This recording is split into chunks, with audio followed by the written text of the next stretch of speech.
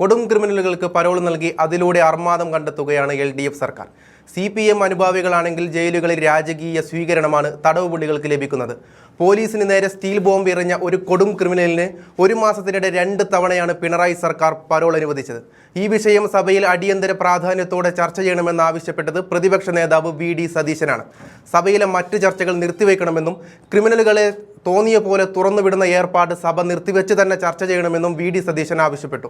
വിഷയത്തിൽ speaker AN Shamseer ഇടപെട്ടതോടെ മറ്റു പ്രതിപക്ഷ അംഗങ്ങളുടെ നിയന്ത്രണം നഷ്ടമായി. അവർ സഭാ നടുത്തളത്തിലേക്ക് ഇറങ്ങിയതോടെയാണ് സ്പീക്കറിൽ നിന്ന് ഭീഷണിയുടെ സ്വരം ഉയർന്നത്. മറ്റു പ്രതിപക്ഷ അംഗങ്ങൾ മര്യാദയ്ക്ക് അവനവൻ്റെ ഇരിപ്പിടത്തിൽ ഇരുന്നില്ലെങ്കിൽ മൈക്ക് ഓഫ് ചെയ്യണമെന്നാണ് ഷംസീർ മുന്നറിയിപ്പ് നൽകിയത്. ഇതോടെ ആ രീതിയിലുള്ള പേടിപ്പിക്കലുകൾ വേണ്ട എന്ന് VD സതീശൻ തിരിച്ചടിച്ചു. പരോൾ വിഷയം ചർച്ച ചെയ്യുന്നില്ലെന്നും തള്ളിക്കളയുകയാണെന്ന് സ്പീക്കർ അറിയിച്ചതോടെ പ്ലക്കാർഡുകളുമായി ചാടിയിറങ്ങിയ പ്രതിപക്ഷം സ്പീക്കറുടെ ഡയസിലെത്തി കാർഡുകൾ വലിച്ചെറിയുകയും ചെയ്തു. സ്പീക്കറും പ്രതിപക്ഷ നേതാവും തമ്മിലുള്ള രൂക്ഷമായ വാക്ക് തർക്കത്തിന്റെ വീഡിയോ ചേർക്കുന്നുണ്ട്, കണ്ടുനോക്കാം.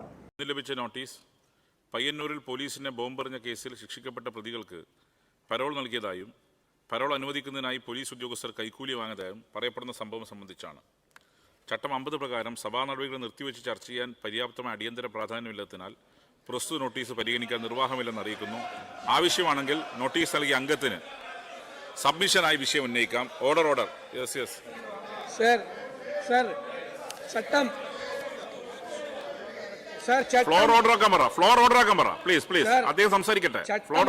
ചട്ടം 50 അനുസരിച്ചും ഈ റൂൾ ഓഫ് പ്രൊസീജിയർ അനുസരിച്ചും ഏത് പ്രൊവിഷൻ അനുസരിച്ചിട്ടാണ് ഇതുപോലത്തെ ഒരു നോട്ടീസ് കൊടുത്തപ്പോൾ വളരെ ഗുരുതരമായ ഒരു വിഷയമാണ് തന്നിരിക്കുന്നത്.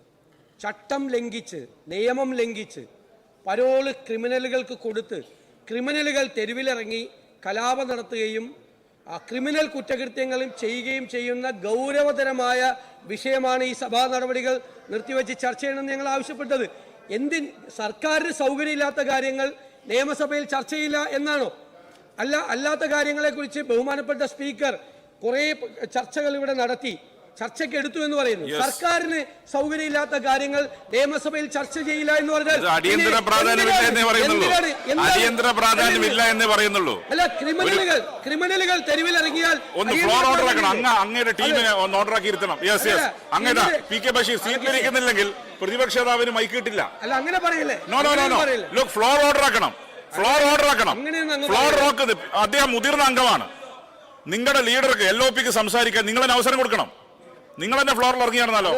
അദ്ദേഹം കൺക്ലൂഡ് ചെയ്യട്ടെ. Let him conclude. യെസ്, ഞാൻ പറയുന്നത് 20 പോലീസിനെ സ്റ്റീൽ ബോംബ് എറിഞ്ഞിട്ട് 20 വർഷം കോടതി തടവിന് ശിക്ഷിച്ച ക്രിമിനലിനെ 1 മാസം തികയുന്നതിന് മുമ്പ് 2-3 പ്രാവശ്യം പരോൾ കൊടുത്ത് അയാളെ തെരുവിലേക്ക് ഇറക്കിയിരിക്കുകയാണ്, സംഘർഷഭരിതമായ സ്ഥലത്ത്. അതിന് അടിയന്തര പ്രാധാന്യം ഇല്ലെങ്കിൽ പിന്നെ എന്തിനാണ് ഈ സഭ കൂടുന്നത്?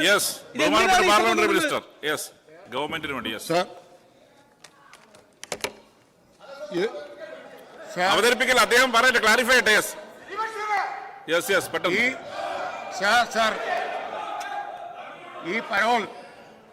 ഈ പരോൾ അനുവദിക്കുന്നത്, പരോള് തടവുകാർക്ക് അനുവദിക്കുന്നതാണ്. അത് നിയമവും ചട്ടമൊക്കെ അനുസരിച്ചാണ് അനുവദിക്കുന്നത്.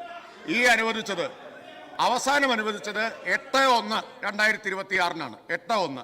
സാർ, അത് കഴിഞ്ഞ് സഭ ഇവിടെ 4-5 ദിവസം ചേർന്നു. 22-ാം തീയതി, ജനുവരി 22-ാം തീയതി ഇത്ര അടിയന്തര പ്രാധാന്യമുള്ളതാണെങ്കിൽ നോട്ടീസ് കൊടുക്കായിരുന്നു. നോട്ടീസ് പോലും കൊടുത്തില്ല. അന്ന് അടിയന്തര പ്രമേയത്തിന് നോട്ടീസ് പോലും ഉണ്ടായിരുന്നില്ല. ഞങ്ങൾ ഈ സഭയിൽ ചൂണ്ടിക്കാണിച്ചതാണ്.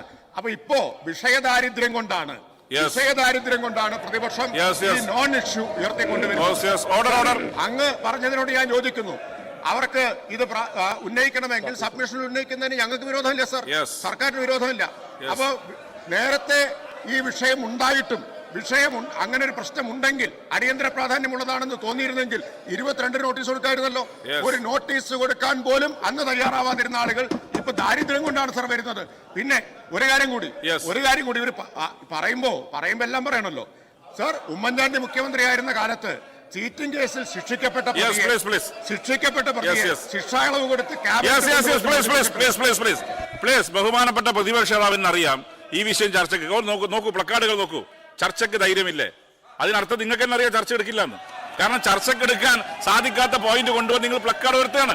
അപ്പൊ അതിന് വളരെ ക്ലിയർ ആണ്, പ്രീ പ്ലാൻഡ് ആണ്. യെസ്, ശ്രദ്ധ ക്ഷണിക്കൽ.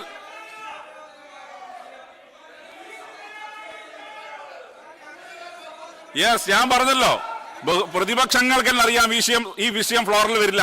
അതുകൊണ്ടാണല്ലോ പ്രിന്റഡ് പ്ലക്കാർഡ്. എങ്ങനെയാണ് പ്രിന്റഡ് പ്ലക്കാർഡ്? ഇവിടെ വല്ല മെഷീനറി ഉണ്ടോ? ഇവിടെ ഒരു മെഷീനറി ഇല്ലല്ലോ. നോക്കൂ, നിങ്ങൾ ഉയർത്തിയ പ്ലക്കാർഡുകൾ നോക്കൂ. നിങ്ങൾ ഉയർത്തിയ പ്ലക്കാർഡുകൾ നിങ്ങൾക്ക് തന്നെ അറിയാം. നിങ്ങൾ അതിൽ വരികൾ മാറ്റാവും. നോക്കൂ, ബഹുമാനപ്പെട്ട LOP നോക്കൂ. നിങ്ങൾ നോക്കൂ എന്താണ് ഉയർത്തിയ പ്ലക്കാർഡുകൾ. ഉയർത്തിയ പ്ലക്കാർഡുകൾ തന്നെ വളരെ കൃത്യമായി പറയുന്നു, നിങ്ങൾക്ക് ഈ വിഷയം ചർച്ച ചെയ്യണ്ട. നിങ്ങൾക്ക് ഈ വിഷയം ചർച്ച ചെയ്യാൻ ആഗ്രഹമില്ല. പകരം ഒരു സഭക്കകത്ത് റൊക്കസ് ഉണ്ടാക്കാൻ. Yes, order. Shri K. Babu Nenmara, ശ്രദ്ധ ക്ഷണിക്കൽ. ബഹുമാനപ്പെട്ട